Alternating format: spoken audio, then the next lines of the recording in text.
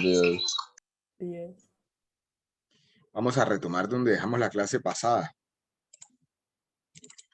Estábamos hablando de el reporte inicial del proyecto, pero también de temas de emprendimiento. Y nos quedó pendiente comentar algunos aspectos relacionados con la ética del empresario o del emprendedor. ¿Qué es importante tener presente acá? Digamos, esto ya se sale del ejercicio propiamente del primer momento que ustedes van a entregar, pero sí es importante que lo tengan presente para el momento en que quieran comenzar a emprender. Con relación a la creación de valor, por ejemplo, no es ético ofrecer productos que sean socialmente nocivos. Cuando uno lee esto, pues podría pensar en, por ejemplo, los cigarrillos. Puede que no sean que sean socialmente nocivos, ¿cierto? Que hagan más daño que bien. De hecho, hoy en día ya no sabe uno qué bien hacía fumarse un cigarrillo. O ofrecer productos que no aportan valor. Y siempre que menciono esta diapositiva, recuerdo una situación que me pasó en un supermercado en donde algún día veo un producto que era una bandeja de icopor con unos gajos de mandarina encima y un vinipel y un papel de estos transparentes plásticos. En mi concepto, ese tipo de productos no aportan valor. ¿Qué valor van a aportar? O sea, primero creo que el producto per se está perdiendo propiedades, ¿cierto? Vitaminas y demás, al abrirlo, al sacarlo de su empaque natural, que es su cáscara. Segundo, están contaminando el medio ambiente. Y tercero, es insalubre, o sea, ¿quién la peló y cómo la peló? O sea, para que por favor lo tengan presente. Yo no sé ustedes qué opinan, pero, o si alguna vez han visto algo parecido. ¿Sí? Con relación al trabajo anterior del emprendedor o el empresario, comentar que muchos emprendedores nacen estando trabajando en alguna empresa, ¿cierto? Todavía siguen dándole vuelta a su idea y demás. Pero lo que no es ético es si me están pagando por un tiempo en una empresa específica y especialmente si me están pagando por el tiempo, no es ético trabajar en los dos sitios al mismo tiempo o dejar tareas inacabadas del trabajo en el cual me pagan, de mi empleo, o incluso montar un emprendimiento similar a la empresa donde estoy trabajando y aprovecharme de la posición que tengo en la empresa para llevarme información, llevarme pedidos, llevarme recursos humanos de la empresa, o sea, otro trabajador que haga bien X o Y proceso. Eso definitivamente no es ético. ¿Han habido compañías que han nacido así? Sí, perfecto, muchas, ¿cierto? Han tenido presente esto y no quiere decir que esté bien, ¿no? Con relación a los socios de la nueva empresa, no es ético arriesgar sus fondos de manera excesiva. Es decir, si yo salgo con un modelo de negocio, con un caso de negocio específico, a buscar financiación, obtengo la financiación de unos socios, no debería hacer cosas diferentes a lo que está planteado en el modelo de negocios o en el plan de negocios. Incluso si identifico que ese plan de negocios tenía algunos supuestos que están de pronto desfasados o algunas proyecciones que ya a lo mejor no se necesitan en la realidad. pues no debería utilizar los fondos para eso. También es importante respetar la participación que se pacta con esos nuevos socios. Si yo, para buscar esas fuentes de financiación, de capital para la empresa, decido soltar X o Y porcentaje de la empresa, pues tengo que respetarlo, lo que pacte con esos socios. Y finalmente, ofrecer información excesivamente optimista. Es cierto que cuando uno tiene una idea de negocios, pues tiene que presentarla en un escenario positivo. De lo contrario, es muy difícil que se encuentre financiación que a la hora de vender la idea, yo muestre cuál es todo el potencial que puede tener la misma y sea lo más atractivo y empático posible para conseguir esa financiación. Pero una cosa es eso y otra es inventar o crear información que sea excesivamente optimista, que ya de entrada sepa que va a ser casi imposible conseguirlo o llegar a ese supuesto. Con relación a los nuevos empleados, especialmente si yo estoy atrayendo algún tipo de capital humano que tenga algún conocimiento y algún reconocimiento en el mercado en el que estoy incursionando. Atraerlos a mi nuevo emprendimiento sin clarificar adecuadamente cuál es el riesgo. Digamos, es importante cuando uno emprende, de todos modos, comentarle a los futuros empleados que uno tiene que están también comenzando a trabajar en algo que tiene un riesgo, que le falta consolidarse y que si las cosas no van bien, probablemente se acaba. Aunque ese riesgo existe en todas las empresas. Y por otra parte,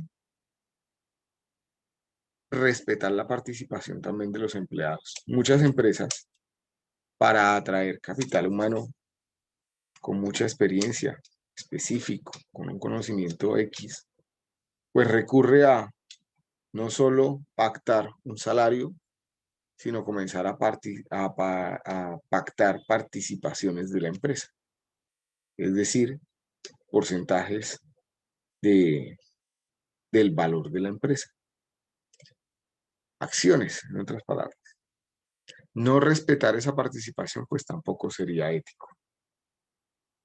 ¿Dudas o comentarios que quieran hacer al respecto de lo que está aquí?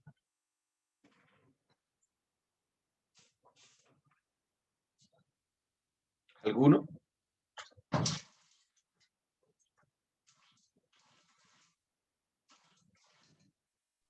Por ahora no, profe.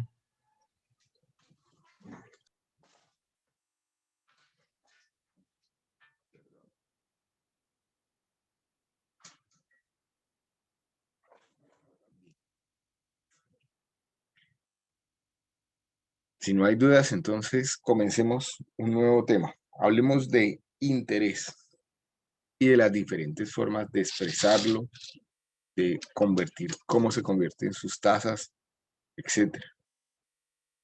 En este apartado, eventualmente vamos a hablar de interés simple, interés compuesto, interés nominal y efectivo, de capitalizaciones múltiples o continuas, de tasas equivalentes.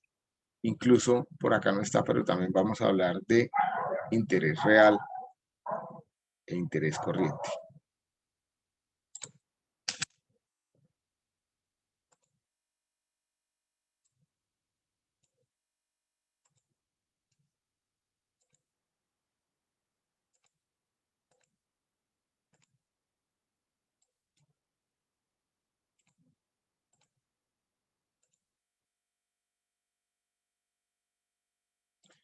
Hasta este momento,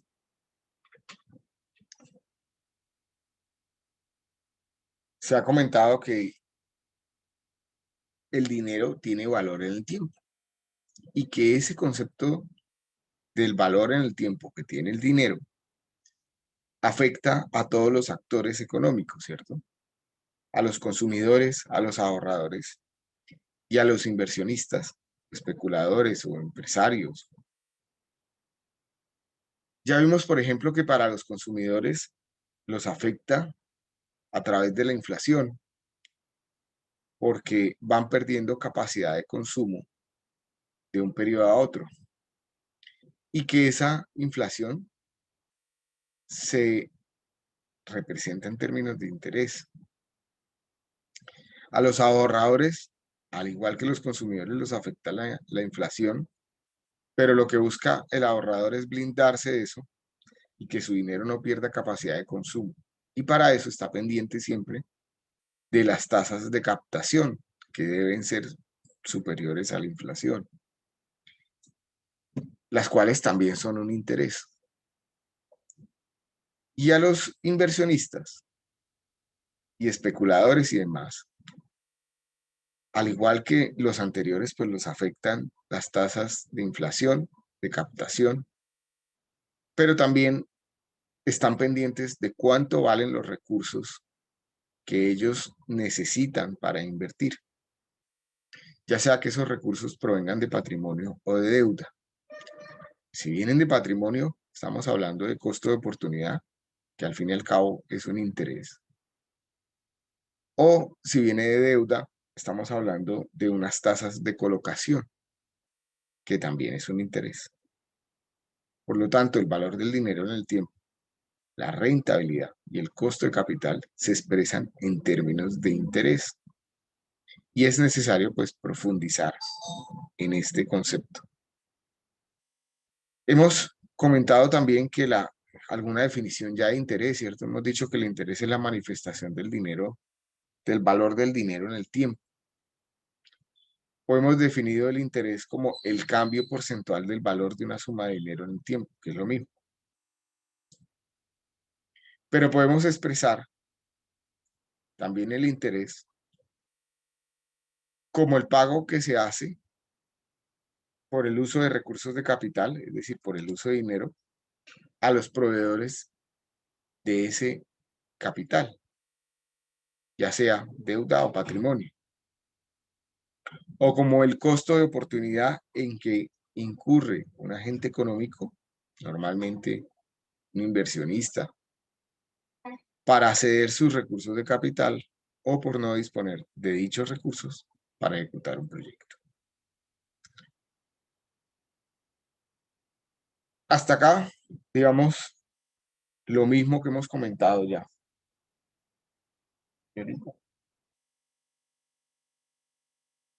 Existen dos variantes de interés, que también ya lo hemos hablado,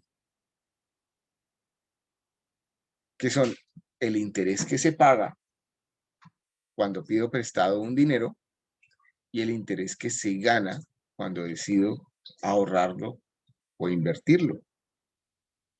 Cuando el interés se paga,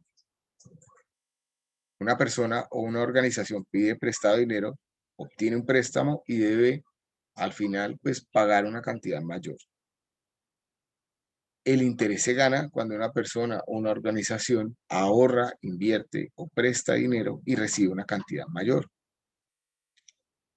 Enseguida vamos a ver cuáles son los cálculos y los valores numéricos de esas dos variantes que son en esencia iguales. O sea, es igual como calculamos el interés que se paga que el interés que se gana y es igual como calculamos las tasas de interés que se pagan sobre las tasas de interés que se ganan. ¿Sí?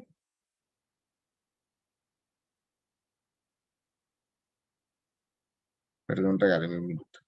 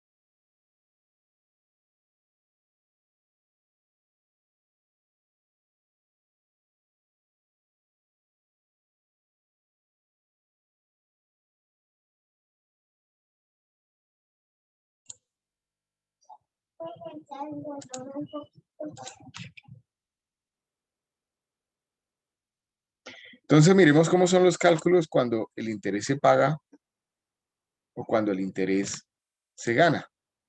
Cuando el interés se paga por fondos que se piden prestados, se determina mediante la relación interés es igual a la cantidad que se debe ahora menos la cantidad original que se solicitó, que se pidió prestada.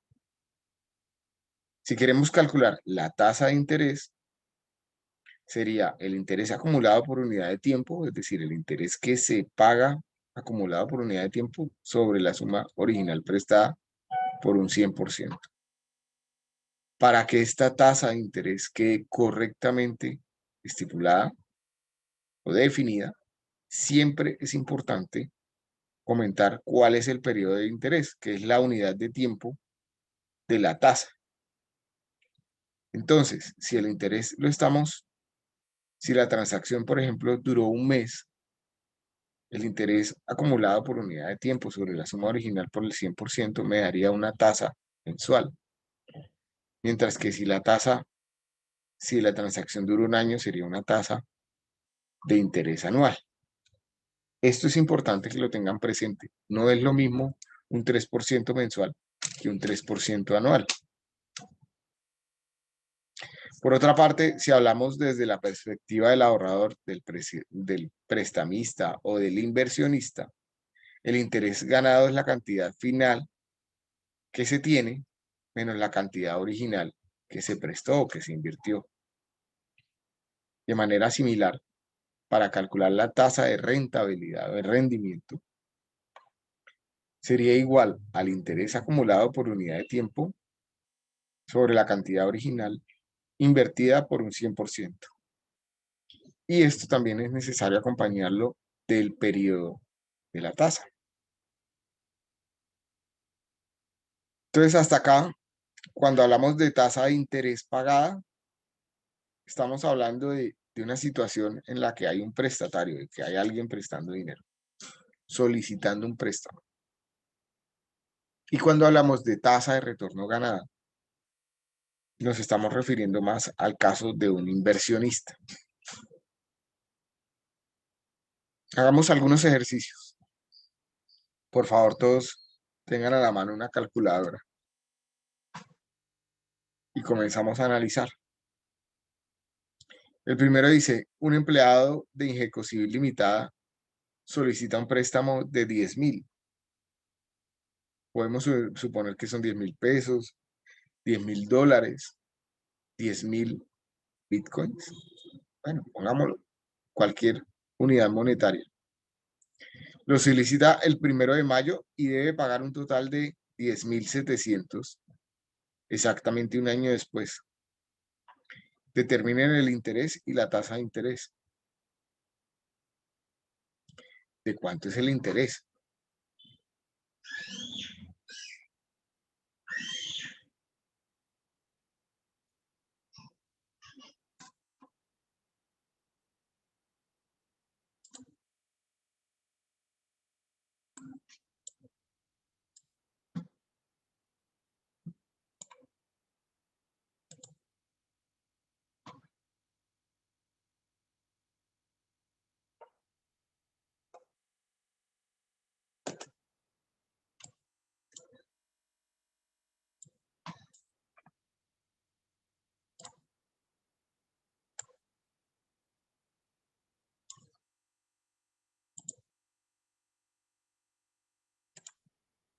Es 700, ¿cierto? Cantidad que debo pagar ahora sobre menos la cantidad inicial, me da un interés de 700.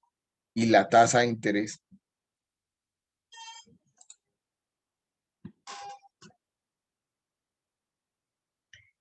7%. Y el periodo de tiempo, ¿cuál es? 7% anual. Si no digo que es anual, la tasa está mal expresada. Ténganlo presente para el parcial. Si no expresan el periodo de tiempo, está mal expresada.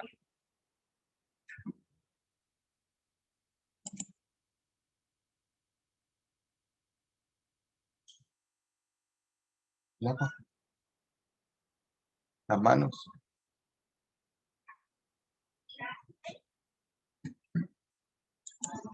El segundo dice, Rincón Ramos S.A.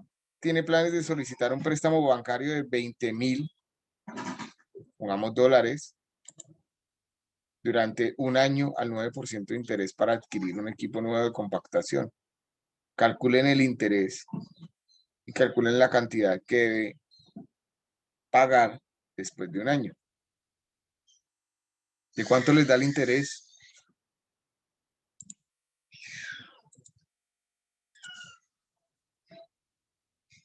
Ok, 1.800, está diciendo por acá Eric. ¿A todos les da igual? Sí. ¿Cuánto debe entonces pagar al final de un año?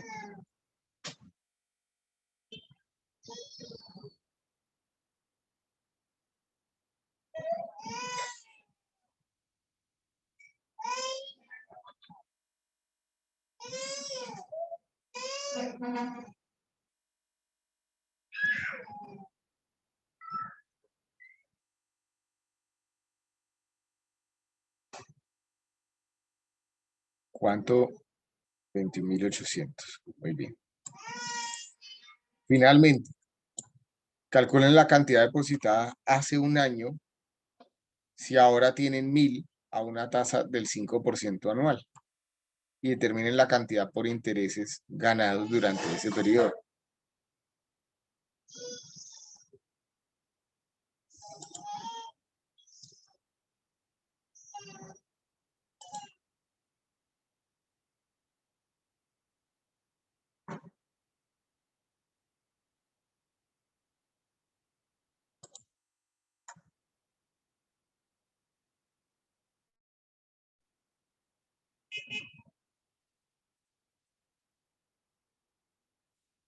¿Cuánto les da?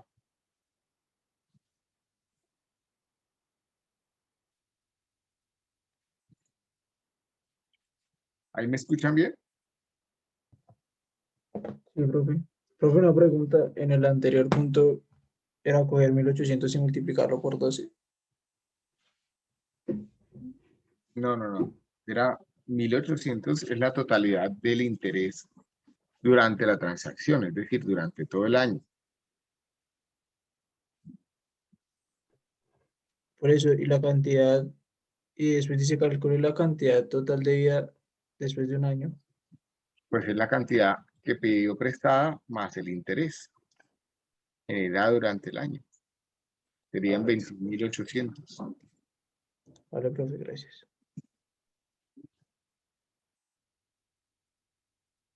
¿Cuánto les da el tercero?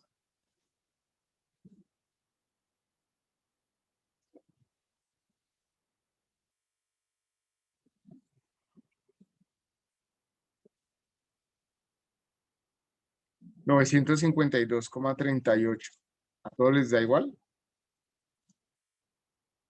Confirmo. ¿Cómo lo calculamos?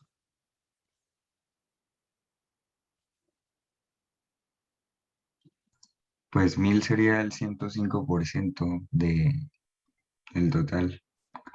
Y por 1.000 regla de es lo que tres. tengo, 1.000 es lo que tengo hoy, que es igual a un dinero que invertí hace un año más lo que generó de intereses. Ese mismo dinero por el 5%, ¿cierto?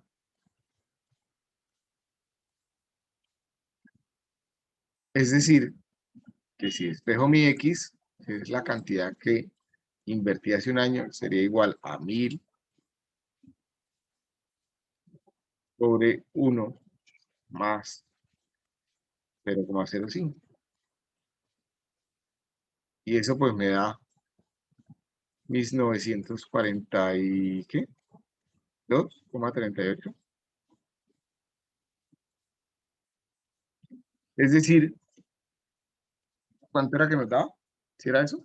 52.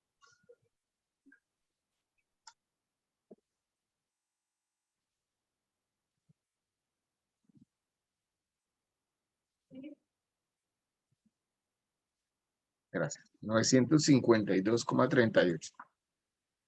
Es decir, que en intereses se generaron 47,62, ¿cierto? En este año se ganó 47,62 dólares en el año. ¿Sí? ¿Lo ven?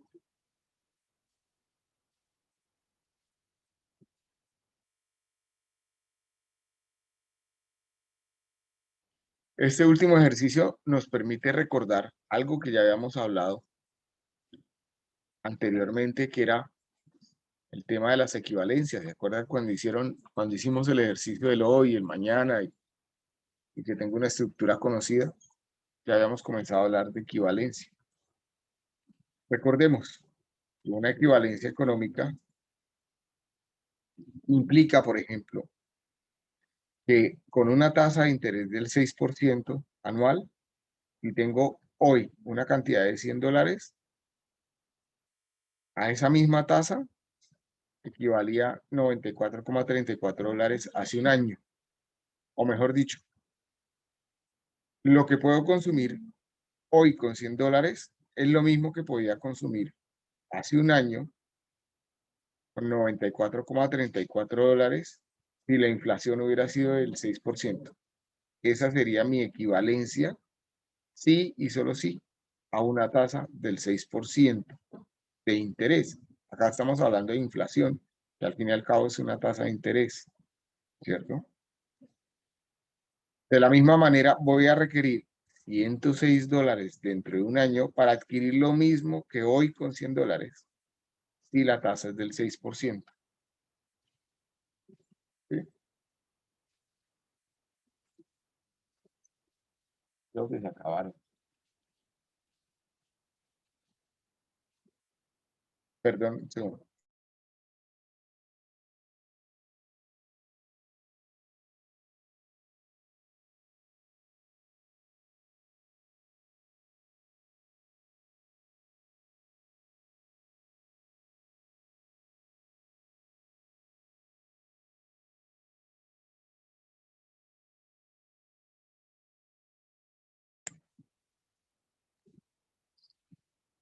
¿Dudas con el tema de las equivalencias económicas?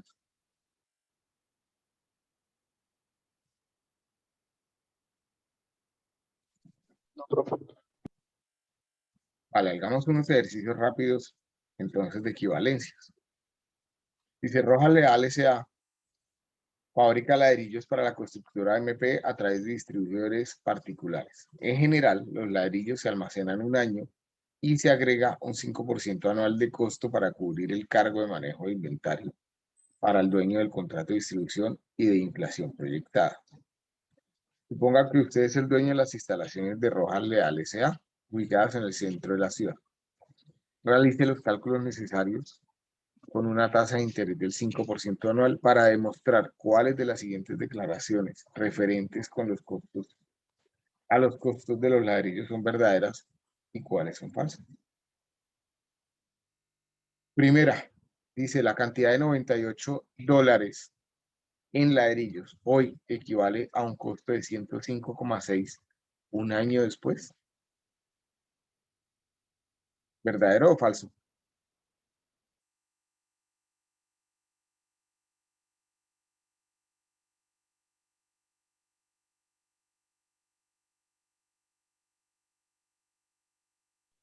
Falso, profe. ¿A cuánto equivale? A 102.9. ¿De acuerdo? El costo de 200 dólares de un ladrillo hace un año equivale a 205 hoy. Es falso. ¿A cuánto equivale?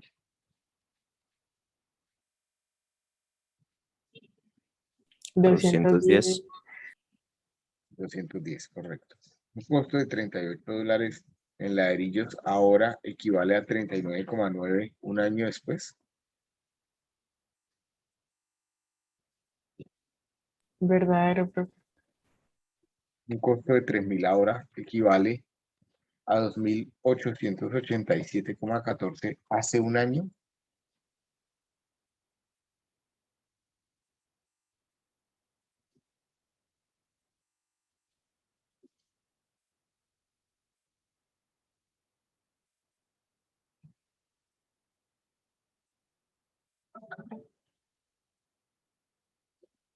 ¿Verdadero o falso?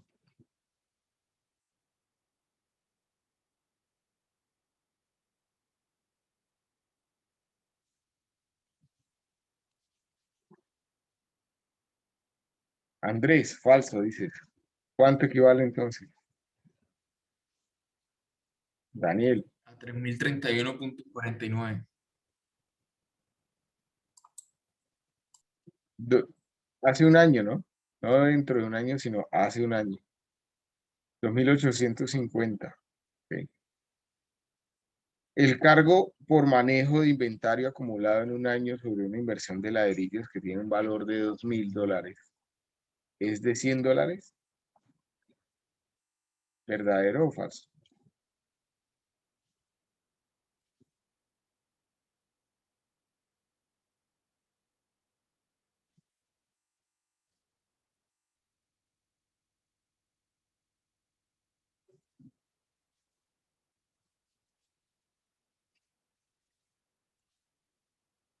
Verdadero. Bueno, ahí. Entonces, fíjense que hasta ahora, todo lo que hemos hecho, todos los ejercicios, siempre han sido de un momento específico del tiempo a otro y de manera unitaria, una única cantidad de dinero. Esta forma de expresar el interés es insuficiente. Por lo tanto, es importante clarificar, analizar y utilizar el concepto de interés como parte de un set de herramientas que necesita un inversionista para tomar decisiones. No siempre vamos a tener solo una suma de dinero en el tiempo, ni vamos a analizar un único periodo de tiempo.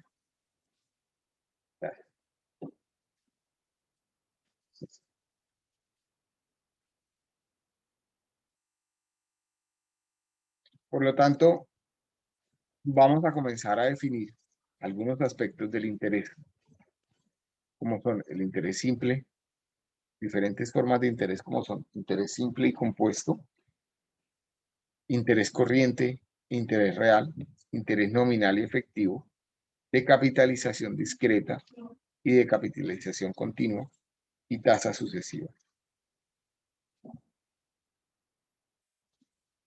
Entonces, entremos en materia. Comencemos a hablar de interés simple y de interés compuesto. ¿A qué se refiere uno u otro? Cuando tenemos más de un periodo de interés, los términos interés simple e interés compuesto se vuelven importantes.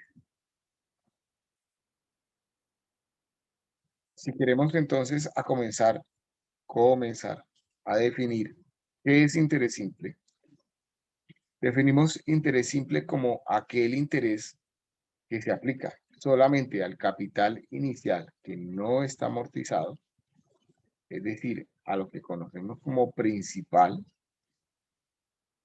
En otras palabras, no existen intereses sobre intereses, por lo que los intereses que no son retirados de la transacción y siguen reinvertidos no generan interés. Eso en el caso del interés simple. Cuando se liquidan intereses simples, los mismos se comportan como una función lineal del valor del capital vigente. El interés simple se calcula siempre utilizando exclusivamente el principal. ¿Qué es el principal? ¿Qué acabamos de decir que es el principal?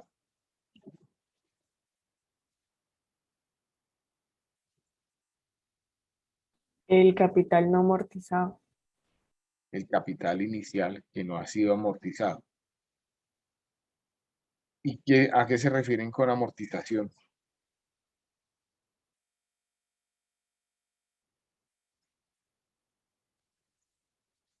¿Qué entienden ustedes por amortizar?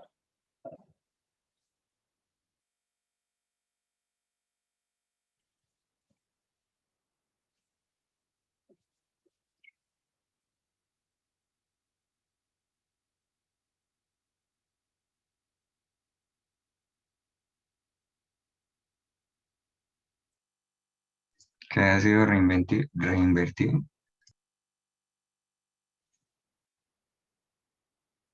Y más.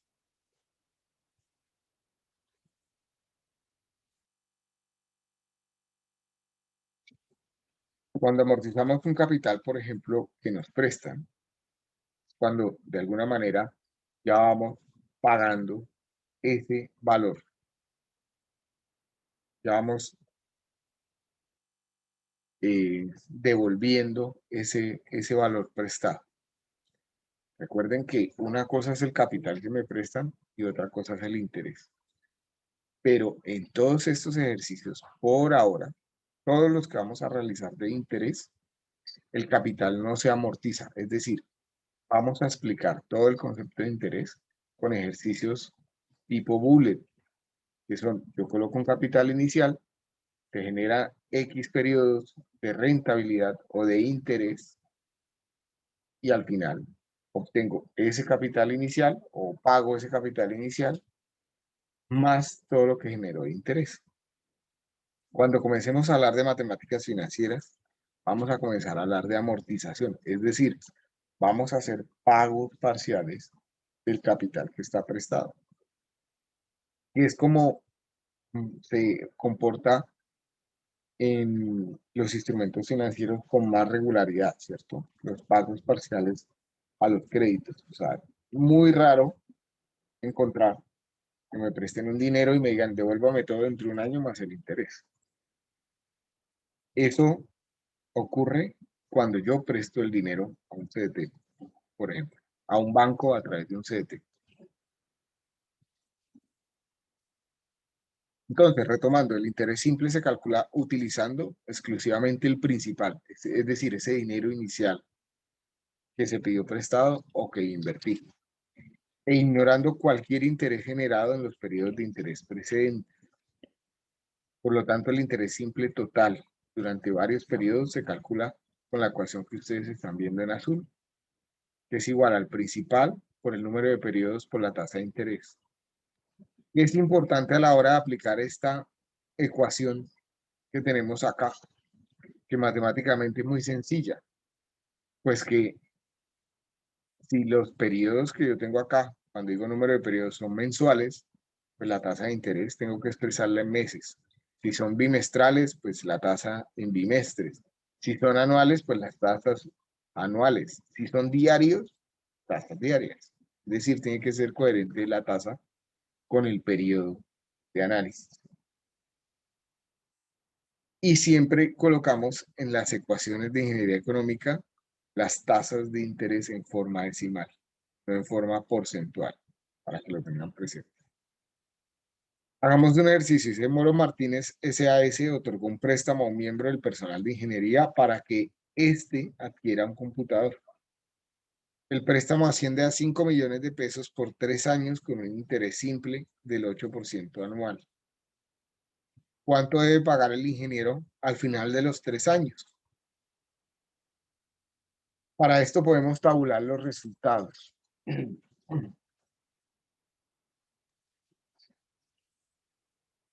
Vamos a hacerlo en la tableta. Dale un minuto y la conectamos.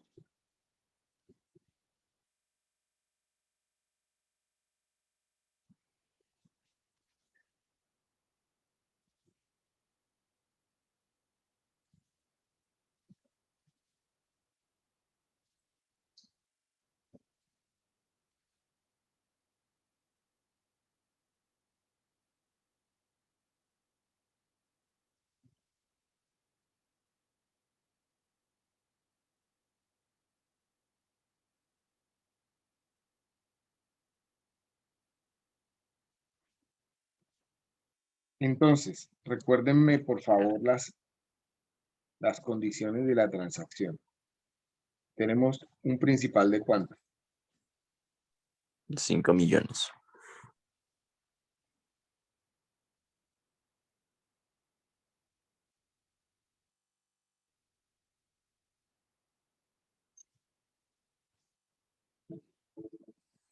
Tenemos una tasa de interés de ¿cuánto? Del 8% anual. 8% anual.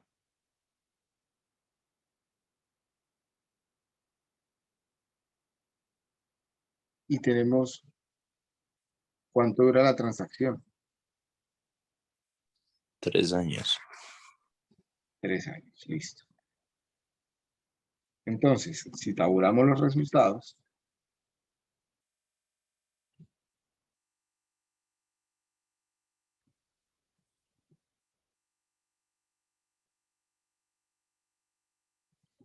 podemos colocar el número de periodos principal,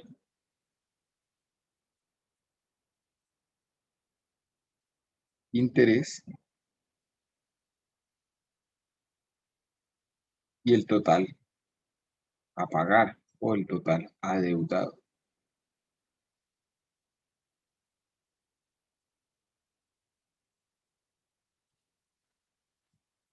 ¿Cuántos periodos tiene la transacción?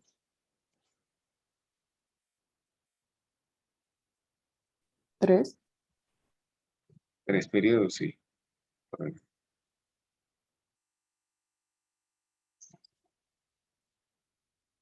Periodo 0, 1, 2 y 3. ¿Qué ocurre en el periodo 0 siempre?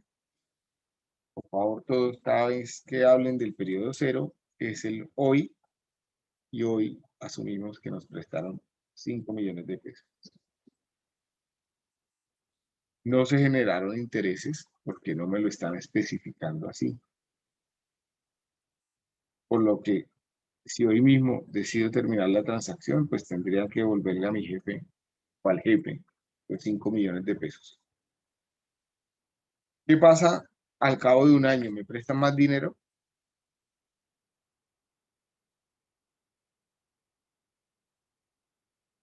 No, ¿cierto? No, Por lo tanto, acá en el principal ya no hay más. ¿Cuánto se genera de interés? 400.000. 400.000. Por lo tanto, al final del periodo 1, ya le debo al jefe, o al ingeniero le debe al jefe, 5.400.000. En el segundo periodo, ¿cuánto se genera de interés?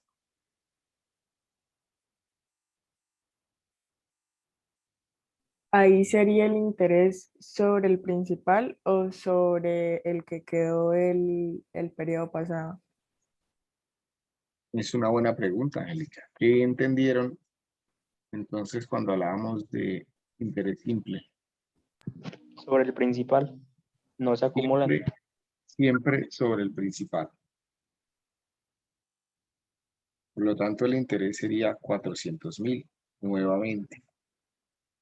Y sale producto de multiplicar el principal por la tasa pactada, es decir, por el 8%. En este punto, pues el ingeniero ya le debe al jefe 5.800.000. Finalmente, pues se van a generar otros 400.000.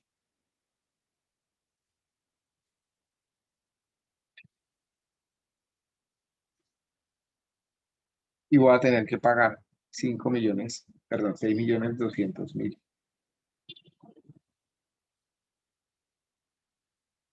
En intereses se generaron entonces 1.200.000. Y si hubiéramos utilizado la ecuación,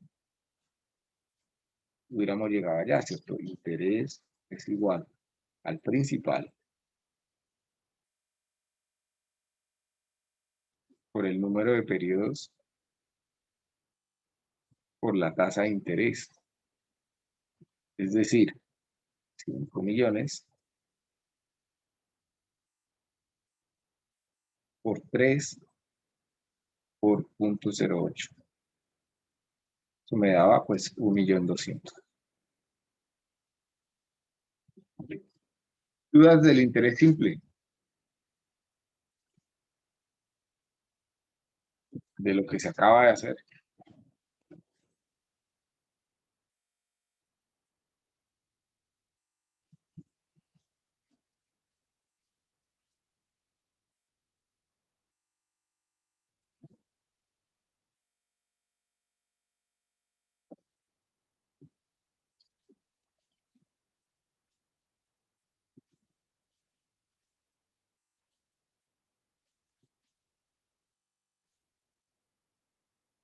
Nada, no hay dudas.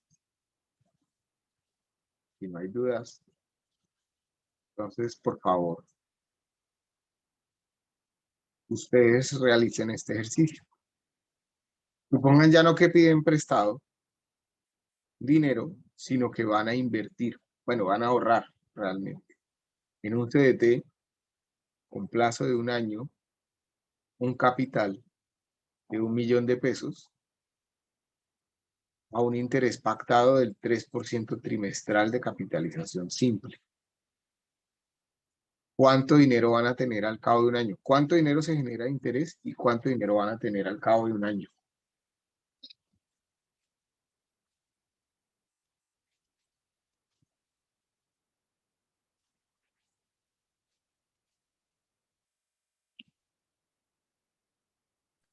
Se ganan 120.000.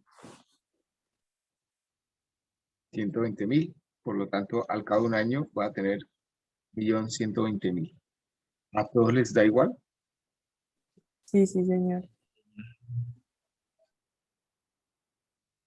Todos saben que hay 4 trimestres en 1 año, ¿cierto? Luego, el interés total va a ser igual al principal, 1 millón de pesos, por 4 por 0.03, ¿cierto? Lo que me da 120.000.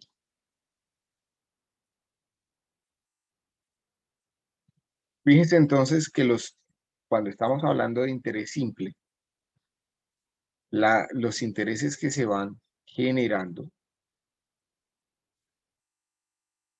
son siempre constantes, ¿cierto? Cada periodo de capitalización, es decir, en cada trimestre en el ejercicio, se generaron 30.000 de interés, 30.000 de interés, 30.000 de interés, y acá otros 30.000, que se acumularon todos, ¿cierto? Más lo que invertí, o lo que ahorré. Esto es un diagrama de flujo de caja. Esto que están viendo acá. Ya comentaremos eso más adelante. Pasemos entonces ahora a entender qué es interés compuesto. Hay personas que se han enriquecido simplemente por conocer el concepto de interés compuesto. Alguien que manifiesta que ese ha sido todo su éxito es, por ejemplo, Warren Buffett. No sé si lo han escuchado alguna vez.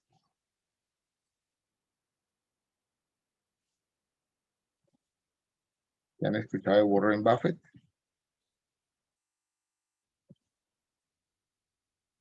No. Nunca.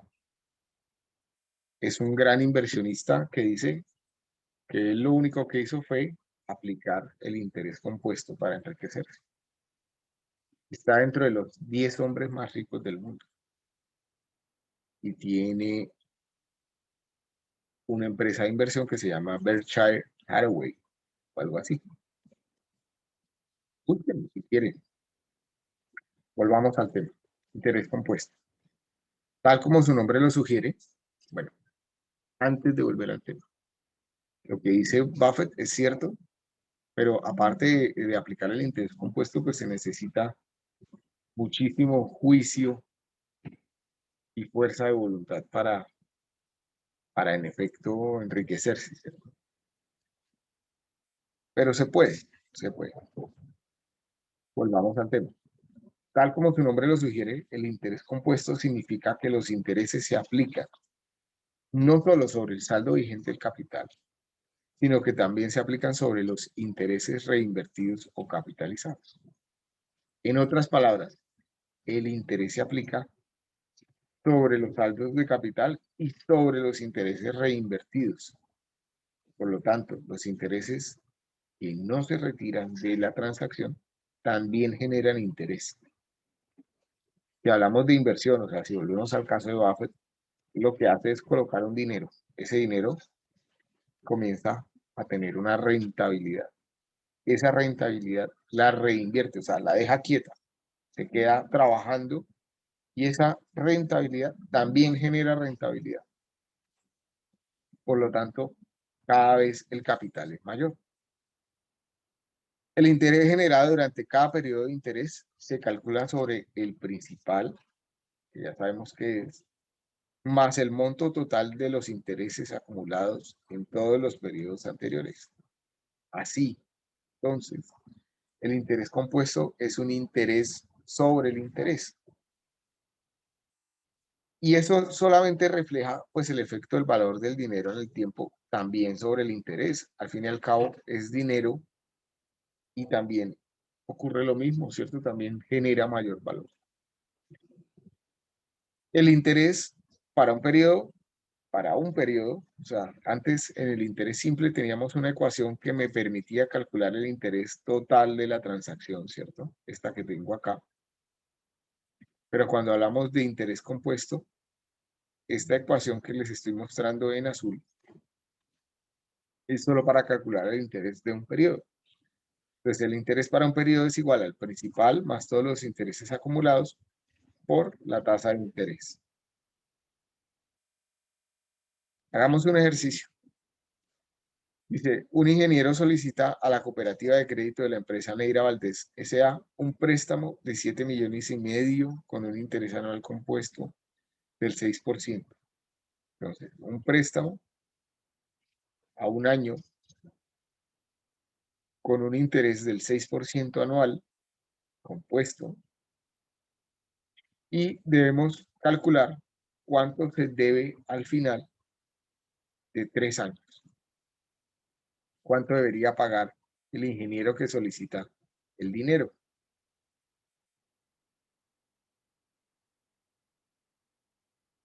Es importante, antes de pasar a los cálculos, comentar que si en este ejercicio no hubiera existido la palabra compuesto, igual ustedes deberían entender que la transacción o que el tipo de interés que se está aplicando es compuesto. En otras palabras, para que exista interés simple en una transacción, me tienen que especificar que es interés simple. Si no me especifica que es interés simple, debo asumirlo como compuesto. ¿Quedó claro lo que estoy comentando?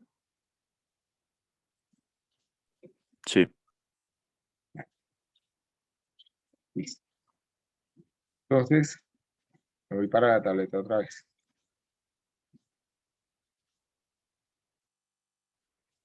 Y vamos a ver si.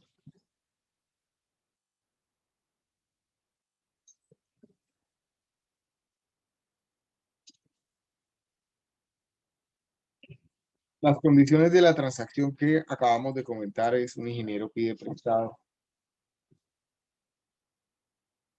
solicita prestado 7,5 millones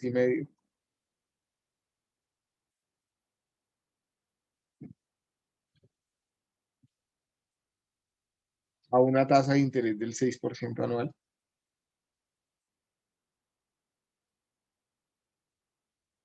Y en un periodo de 3 años.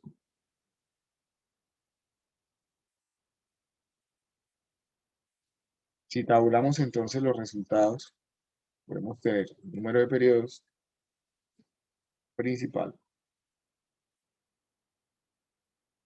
interés y el total adeudado.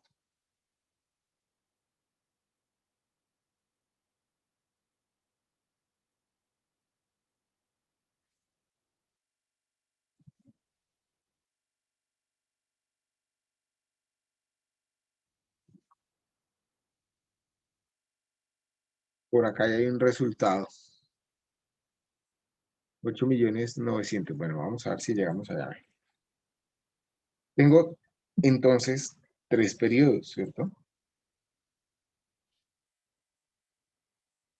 En el periodo 0, que es el hoy, me prestan 7,5 millones. En ese momento no se genera interés, no me lo están especificando así. Por lo tanto, el total adeudado en ese momento sigue siendo 7,5 millones. En el periodo 1, ¿cuánto se genera de interés?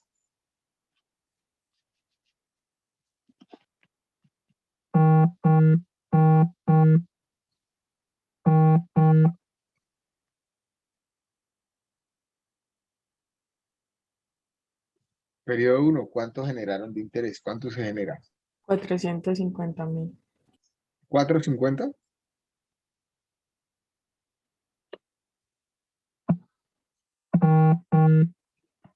Que es producto de multiplicar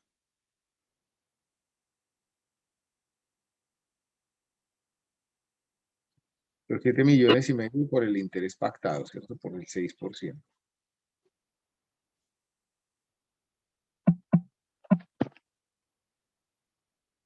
Es decir, que al final del periodo 1 se debe 7 millones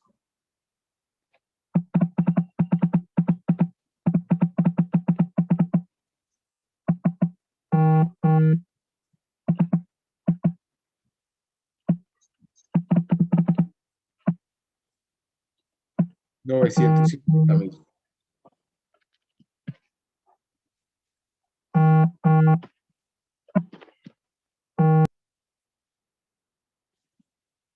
¿Cuánto se genera de interés en el segundo periodo? 477.000. 477,000. ¿Alguien tiene dudas de dónde sale ese 477,000? Luna, ya me di cuenta que estaba por ahí, Johnny. Sale.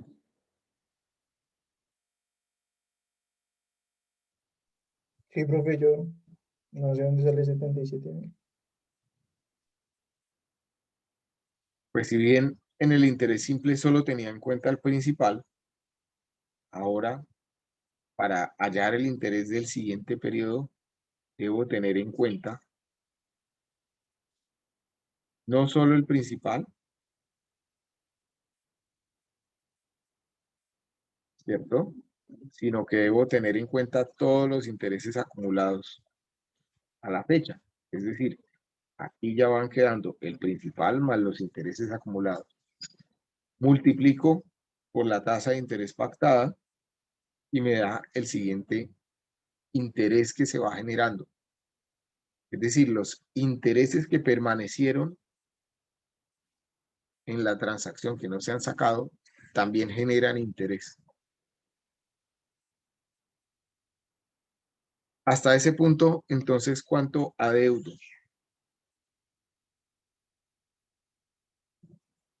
$8.427.000 pesos. Vale. En el tercer periodo, ¿cuánto se genera de interés? 505.620 pesos. Y entonces, ¿cuánto dinero tengo?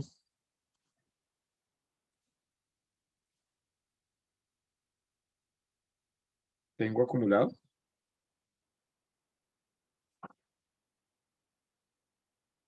$8.932.620.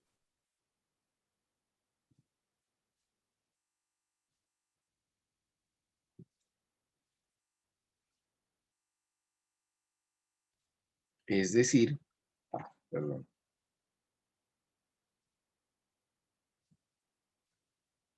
Es decir, que durante la transacción se acumularon 1.432.620 pesos de interés. ¿Alguien tiene alguna inquietud? ¿Alguna duda? Profe, pero eso sería en caso, digamos, que el usuario no, pues, no pague en los 3 años, ¿no? Sí, sí. Mm. Por eso hacía la apreciación ahorita. Mientras tocamos el tema de interés, el usuario no está amortizando el préstamo, ¿cierto? O sea, siempre le está debiendo a la persona que le prestó la totalidad, los 7,500,000. En la realidad no ocurre tan así, ¿cierto? Nosotros solicitamos un crédito y vamos pagándolo poco a poco, mensual, bimensual o trimestralmente o semestralmente. No es normal que nos presten y nos digan, bueno, a cabo de 3 años usted me devuelve todo, lo que le presté más el interés, ¿cierto? Si ese fuera el caso, pues los intereses serán más grandes, como en el ejemplo, ¿eh? En la realidad, los intereses que se generan no es que sean más pequeños, sino que yo voy amortizando el capital que me están prestando y entonces cada vez hay menos dinero prestado. O sea, a medida que pasa el tiempo, como voy amortizando, pues hay menos dinero prestado y ese menos dinero prestado pues genera menos intereses. Pero ya llegaremos allá. Por ahora lo que nos interesa es entender cómo se expresa el interés y qué formas hay de interés.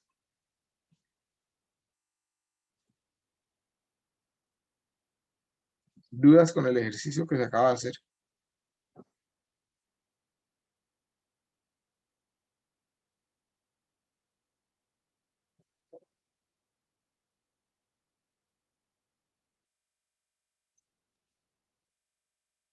Si no hay dudas, entonces por favor hagan ustedes el siguiente ejercicio.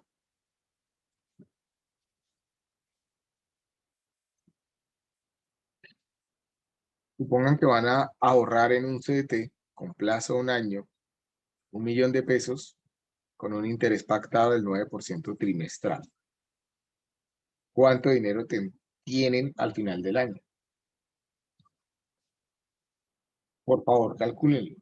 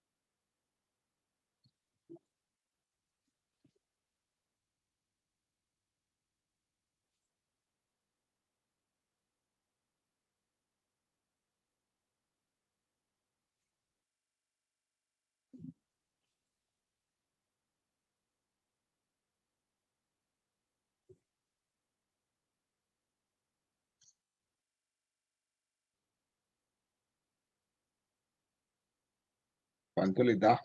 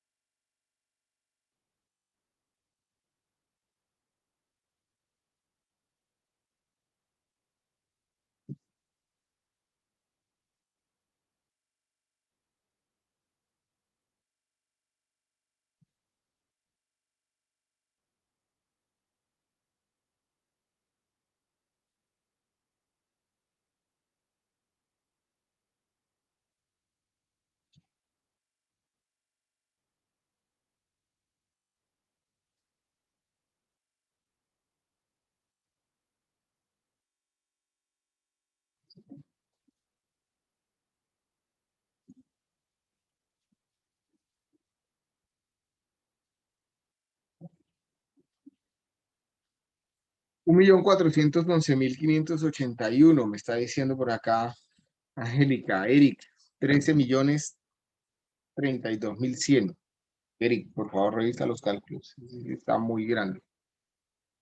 Si pudiéramos producir toda esa cantidad, muchos estaríamos ya en otro nivel.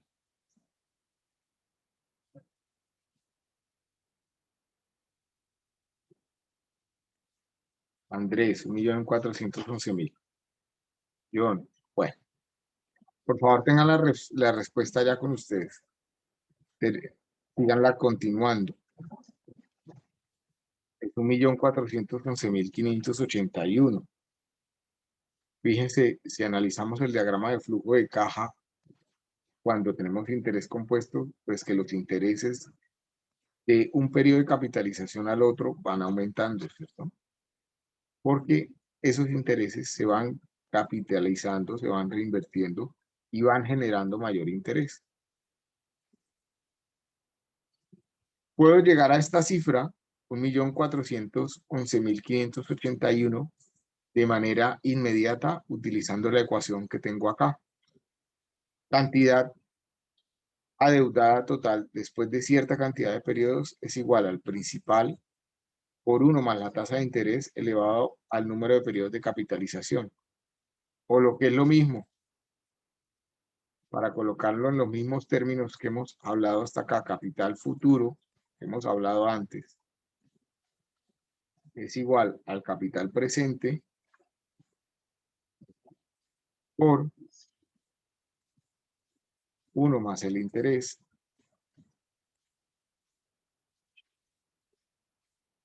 elevado a la n, donde n pues, es igual al número de periodos de capitalización.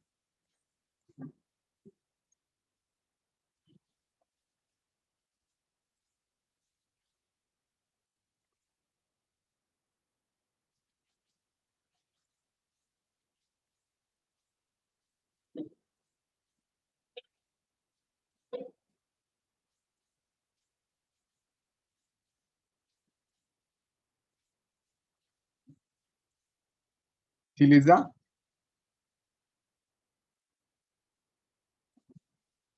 Es decir, ¿cuánto voy a tener al final? Va a ser igual al capital presente, que es 1.000.000,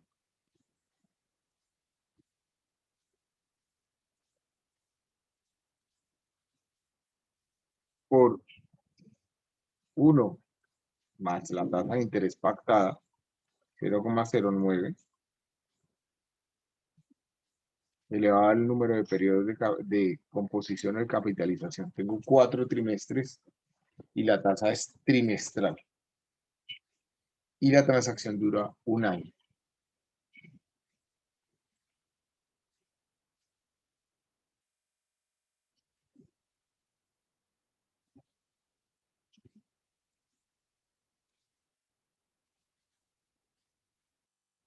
Les voy a mostrar la tabulación por si alguien tiene alguna duda.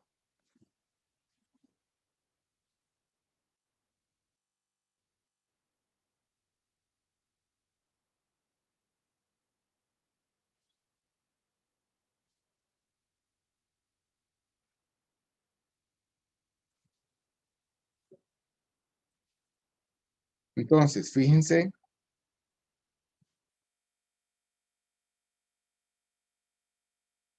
que arrancamos con 1.000.000. El primer interés que se genera es producto de multiplicar ese millón por la tasa pactada del 9%. Luego, al final de ese periodo, voy a tener acumulados el principal más el interés, me da 1.090.000. De ahí en adelante, como es interés compuesto, comienzo a tener siempre en cuenta es lo que llevo acumulado. Y esto al final me va a generar 411.581 de interés. O si aplico directamente mi ecuación, la que acabamos de ver, nos vamos a dar cuenta. Voy a tener 1.411.000, que es lo mismo que tengo acá, ¿cierto?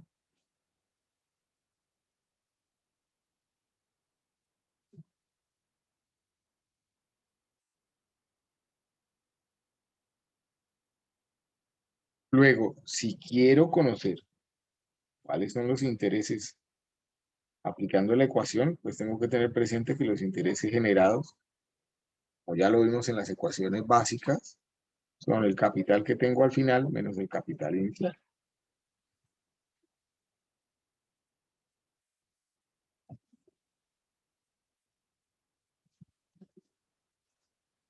¿Dudas?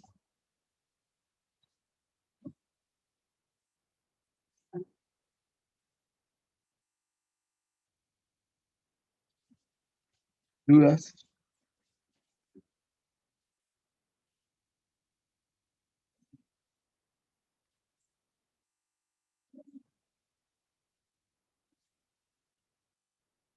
Vale. Para finalizar,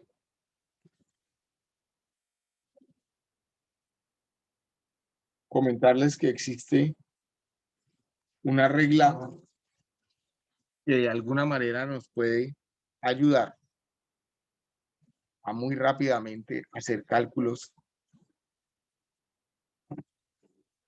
si tenemos que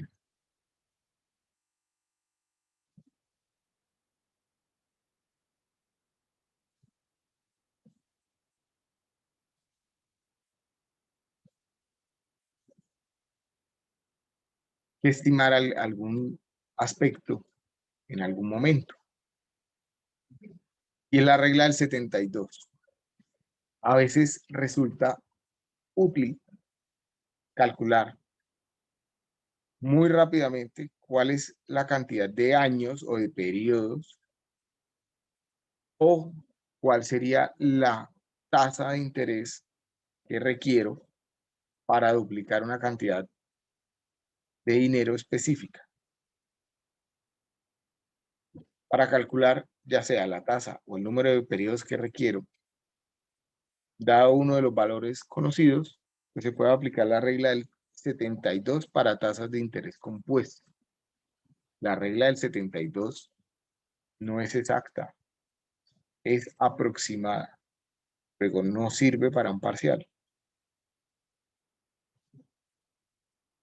pero sirve por si necesito hacer algún cálculo rápido en la vida diaria. Entonces, por ejemplo, si yo tengo 1.000.000 de pesos y un banco X me pacta una tasa de interés mensual. A ver, supongamos una tasa, no vayamos muy lejos, una tasa del 0,05 mensual. ¿Cuántos periodos aproximadamente me va a tomar?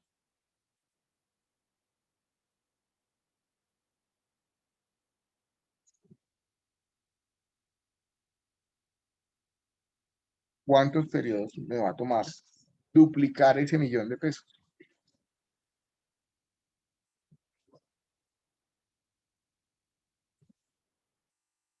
Perdón.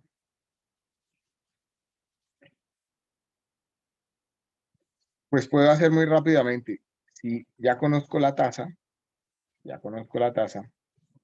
puedo buscar cuántos periodos me va a tomar aproximadamente. Entonces, ese n aproximado sería igual a 72 sobre la tasa pactada.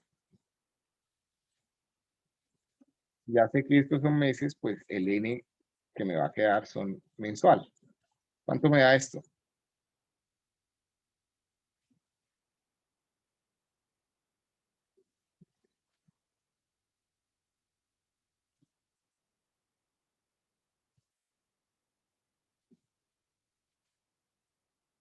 $144, ¿sí? 144.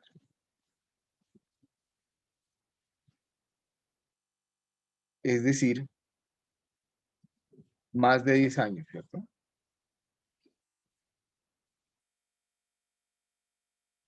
Ahora miremoslo en la realidad. Si yo quiero convertir mi 1.000.000 de pesos en 2 millones de pesos, entonces sería capital futuro, 2 millones de pesos, es igual al 1.000.000 de pesos que invertí inicialmente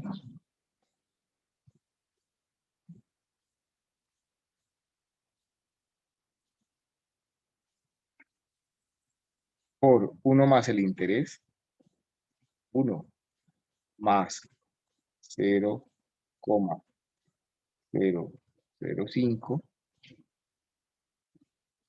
elevado a la n. ¿Cuánto sería esa n?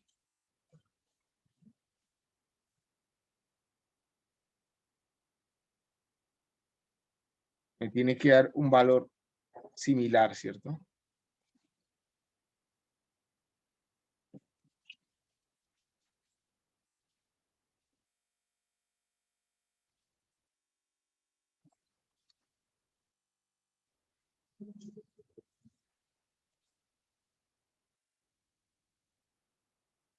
Da 138.94 periodos. Bueno, entonces fíjense que la regla es aproximada. Me puede dar un orden de magnitud de cuánto dinero, de cuánto tiempo o de cuántas tasas necesitamos. De manera similar, si yo digo, bueno, quiero duplicar mi inversión en 5 periodos, ¿de cuánto tiene que ser la tasa? Etcétera.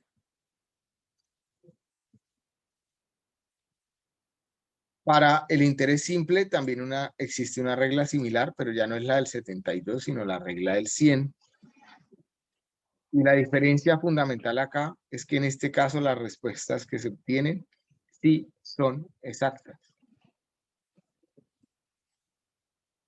Pero vuelvo y les repito, estas dos reglas, esa manera de informativa para que ustedes la tengan presente si necesitan hacer algún cálculo rápido en su día a día.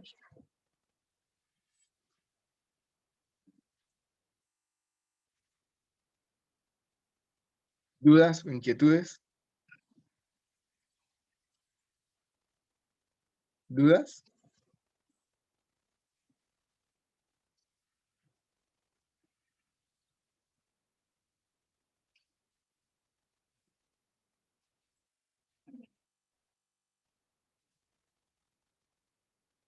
¿Alguien? ¿Dudas?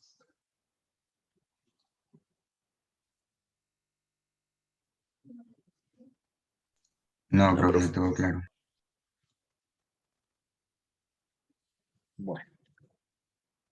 Muchas gracias a todos por la atención. Nos vemos el próximo lunes. Perdón, jueves. ¿Lunes? Jueves, el jueves. Listo, profe, hasta luego. Hasta Hasta luego. luego. Hasta Que estén muy bien. luego, profe, que esté bien. Luego, profe. Adiós.